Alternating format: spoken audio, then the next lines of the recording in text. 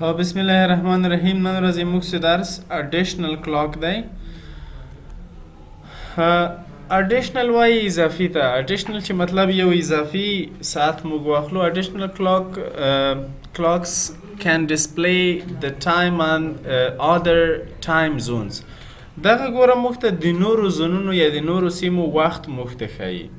You can view them by clicking on her viewing hour the taskbar clock. مطلب کله چیرته چې موږ چیرته لیدلی شو دغه ساعت چې کله موږ سې په ټاسکبار په دې برخه نه د دې ساعت لیدلو برخه نه کور وکړو دلته موږ ته ساعت ښیي. اوس چې کله کلیک وکړو کسې موږ ته یو وخت ښیي صحیح نو دلته یو ساعت یې ښیي او دا یې لیکلي چې دا ورځ ده او دا بجې دي.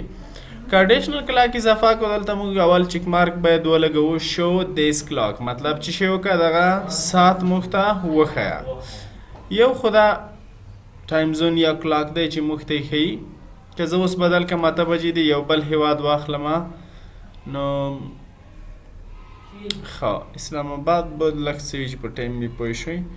ښه اوس که مو فکر وي دا موږ سره چې شي وخت دی د افغانستان وخت دی صحیح ده او دا څه شی دی د اسلام آباد وخت دی. کولی شو چې موږ دلته ولیکو دلته موږ نوم هم لیکلی شو چې فرض کړه دا د کوم هیواد دی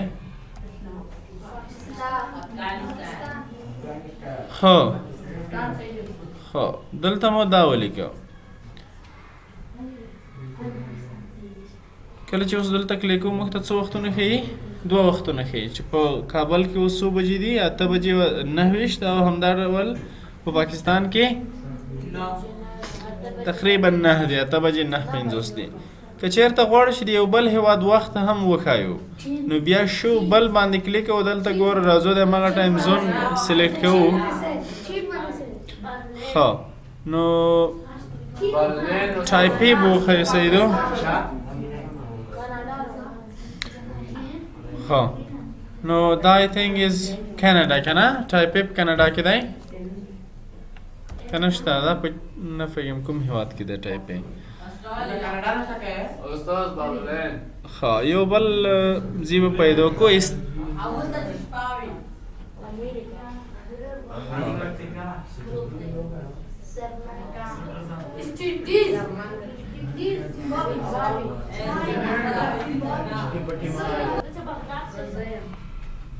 یو ښار مطلب پیدا کوو چې کوم ښار وي.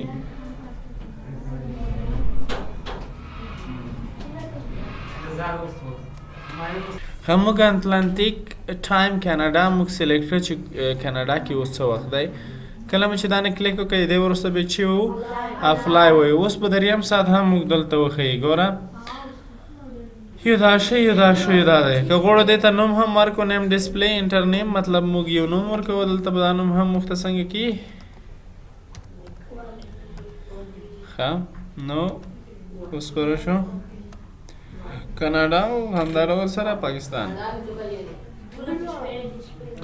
په همدې ترتیب سره موږ ته دغه وختونه هم ښیي. که کوم ساعت غواړئ چې ختم شي فرض که زه یم چې د پاکستان ټایم زه نه غواړم چې مو ته وښیلی شي دلته چیک لیکوم دغه چیک مارک لرې کوم او دې وروسته بیا چې وایم اپلای وایم. ښه اوس به د پاکستان ټایم څنګه وي دلته به نه وي. اوس به همغه 2 وختونه یو به د کاناډا وي بل به د افغانستان وي. نو دغه موږ سره اډیشنل کلاک. یو بل چې موږ لرو دلته چې لرو انټرنیټ ټایم. د انټرنیټ وخت موږ ته ښیي. This computer is set to automatically synchronize with times.windows.com. نو دا د دې ویب سایټ سره مطلب نښلیدلی دی دې نه په اتوماتیکه توګه مطلب وخت بدلوي. د دې سیټینګ اتوماتیکلی سیټ ولې مهم دی یا څه ګټه لري دې هغه دا دی چې کله انټرنیټ سره وصل شو که موږ ساعت ناسم وي غلط وي ډایرکټ یې موږ ته خپله سموي سیدو. کله چې انټرنیټ ته لاسرسی ولرئ داسې ټایم غلط وي یا مخته وي یا تاریخ غلط وي ډایرکټ یې څنګه کوي سموي. دلته د سایټو یا د سرورو هغه هم شته چې کله تاسو چیرته راشئ چینج سیټینګ نه کلیک وکړئ که غواړئ دې سایټ نه بلکې نور سایټونه راخلئ ټایم مطلب د ګورنمنټ چې کوم ویب سایټ دی یا نور دی. خو هماغه سایټ موږ څه انتخابوو چې کوم یو سایټ مو خوښ وي یا د خپلې خوښې سایټ هم دلته لیکلی شي. تاسو غواړئ چې کوم بل سایټ نه مطلب ټایم اپډیټ کړئ، دلته یې ادرس ولیکئ او خپله یې کولی شئ څنګه کوئ اپډیټ یې کوئ. کله مو چې سایټ سلیکټ کړئ یا مو ولیکئ، دې نه وروسته چې انټرنیټ سره نښلېدلی وي چې باندې به کلیک وکړئ اپډیټ ناو. اپډیټ ناو دې نه وروسته اوکې او بیا یې اپلای کړئ، نو خپله به ټایم څنګه شي برابر به شي، صحیح به شي.